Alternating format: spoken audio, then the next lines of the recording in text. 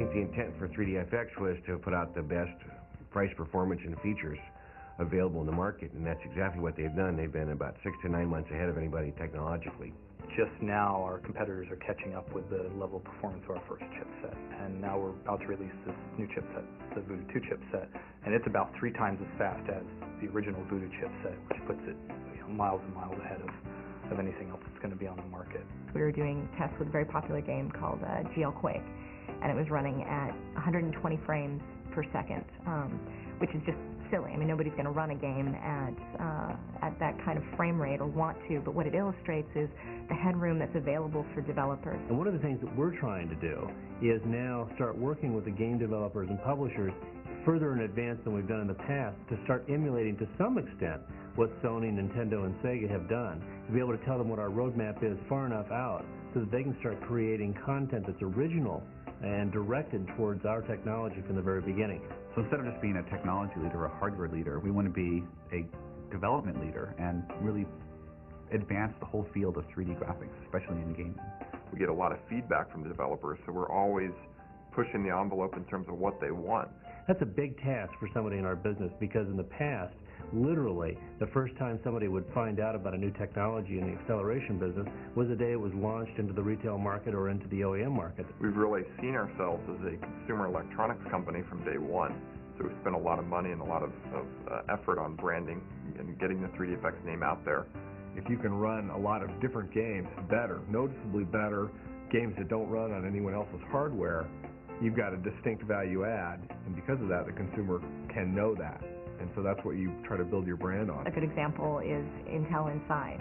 Now that's an ambitious example, because what Intel used to accomplish that was $300 million, and we're just doing it with hardworking people and very, very good technology.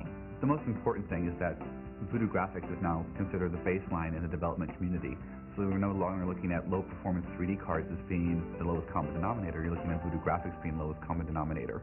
And so game developers are able to bring their content and their artwork and everything else up to a very high standard. And then they can enhance on top of that for Voodoo 2. Everyone here is really a perfectionist and a striver for, generating products that the end consumers absolutely fall in love with.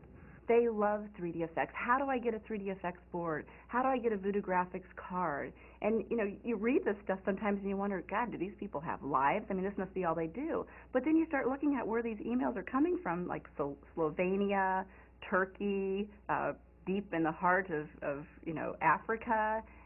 And some of these people don't have lives. We are their lives. We're in a way really competing against Hollywood, which, we're doing it in real time, and a few short years ago, that was absolutely impossible even to think about. To my mom's eye, anything that makes it look more like TV, that's what she's impressed with. We know that we're nowhere near how far we can go. Right now we're dealing with low polygon models, right? The monsters in Quake are still 1,000 polygons. What happens when all of a sudden you get real-life characters that are running around these games? We reached really far out and happened to deliver it in a cost-effective manner, and that's been allowed us to sustain ourselves over time. The coolest thing was actually being able to deliver and kind of tell everyone who poo-pooed us in the beginning, say, here it is, I told you so. Put that in your pipe and smoke it. I'm personally kind of relieved at the growth, just simply because I get to sleep at night, see my kids. We've been to, weddings, and we've been to funerals, and we've been to, of all the people, so it's kind of been a real experience, and not only did our product grow and the technology, but also, just the people who first started the company. I want to see this happen.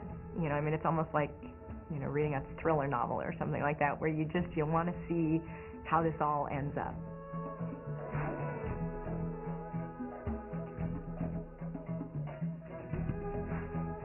Gordy thought it would be, I think, hundreds of millions of dollars, because he had found a chip in technology and knew what a rocket things could be. And I would have settled for much, much less. Like I would be happy like $10 or $20 million after like 5 years, and still can't believe we sell as much as we do. And I'm glad we had someone like Gordy who really knew it could be big.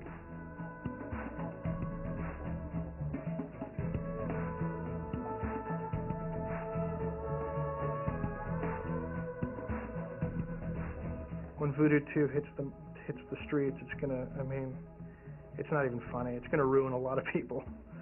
You know, it's basically, you know, everyone here is still kicking ass and taking names, and I don't see that changing for a long time.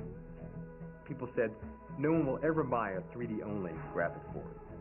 Well, 1 million people have bought that. You can't create this level of realism for $49. Well, we've done it. I love doing things that people say can't be done. What do you want to be when you grow up is like the founder of a company that's successful. So this is it, sort of, we're grown up now. I don't feel I'm grown up. I get paid to wear shorts and play games and invent technology. I think that's the greatest job in the world.